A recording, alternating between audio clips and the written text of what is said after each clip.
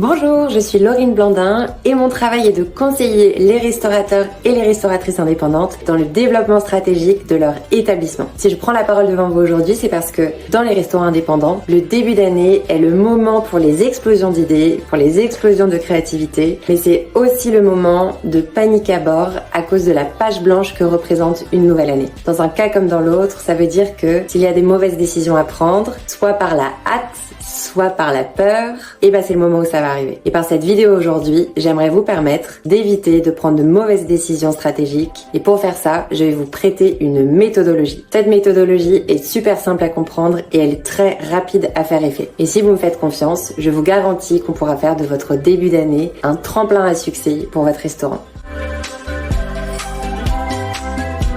Alors j'aimerais clarifier quelque chose avant de vous expliquer comment on va faire ça. Il y a deux catégories de mauvaises décisions stratégiques dans un restaurant. La première, c'est le coup d'épée dans l'eau. Et la deuxième, c'est la demi-action.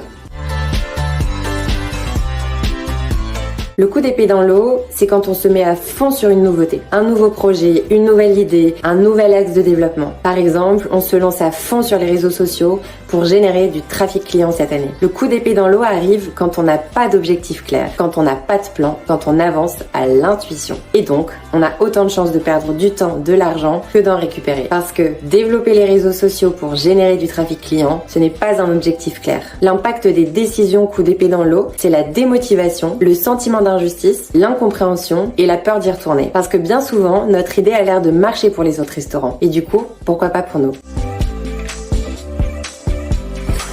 Ensuite, il y a les décisions que j'appelle demi-action. La demi-action, c'est le fait de ne donner que 50% de chance de réussite à une tâche ou à un objectif qu'on a envie d'atteindre. Pourquoi ? Parce qu'on ne mobilise que 50% des ressources nécessaires à l'atteinte de cet objectif. Pourquoi ? Parce qu'on refuse de libérer des ressources mobilisées sur l'accomplissement d'autres tâches. Des ressources comme du temps, du budget et la plus importante, ma préférée personnellement, de l'énergie. Alors si par exemple votre objectif aujourd'hui c'est la formation de votre équipe, vous avez besoin de ça, mais que vous refusez de libérer de votre temps pour structurer cette formation, pour être présent physiquement ou pour être disponible mentalement pour votre équipe et sa formation, alors vous allez le faire à moitié. Et qu'est-ce qui va se passer du coup ? Vous allez récolter 50% de bénéfices, donc une équipe plus ou moins formée, mais aussi 50% de nouveaux problèmes exclusivement liés au manque de ressources que vous avez allouées à la formation. La demi-action arrive quand on ignore ou quand on refuse que pour ouvrir une nouvelle porte, il faut accepter d'en fermer une autre. Alors, pour que cette année, vous ne mettiez plus jamais un coup d'épée dans l'eau et que tous vos efforts portent leurs fruits, il vous faut un plan.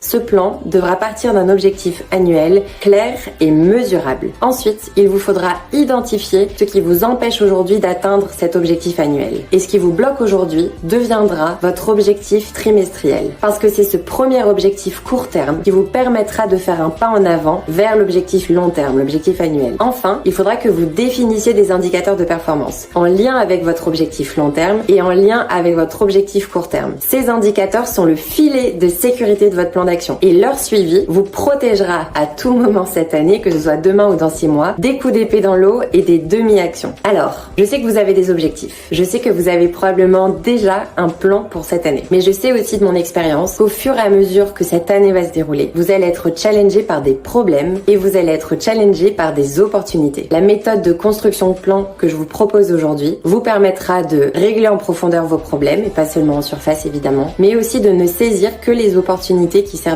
vraiment votre plan et de dire au revoir à celles qui ne sont pas intéressantes pour vous. Cette méthode a déjà fait ses preuves chez des dizaines et des dizaines de restaurateurs, alors je ne vois pas pourquoi elle ne marcherait pas chez vous. Attaché à cette vidéo, vous trouverez une checklist. Je sais que le temps vous manque, sûrement un peu, plus ou moins selon votre établissement. Mais si vous vous offrez 2 ou 3 fois 1 heure pour remplir cette checklist, alors je vous garantis que vous aurez un plan digne de ce nom. Et donc une vraie chance de faire de ce début d'année un tremplin à succès pour votre restaurant. L'équipe de Baristo et moi sommes très heureux de nous allier pour vous proposer une série de contenus exclusivement dédiés à vous aider à accélérer le succès de votre restaurant. Cette vidéo et cette checklist ouvrent la voie et on espère sincèrement que vous aimerez tout ce qui va suivre.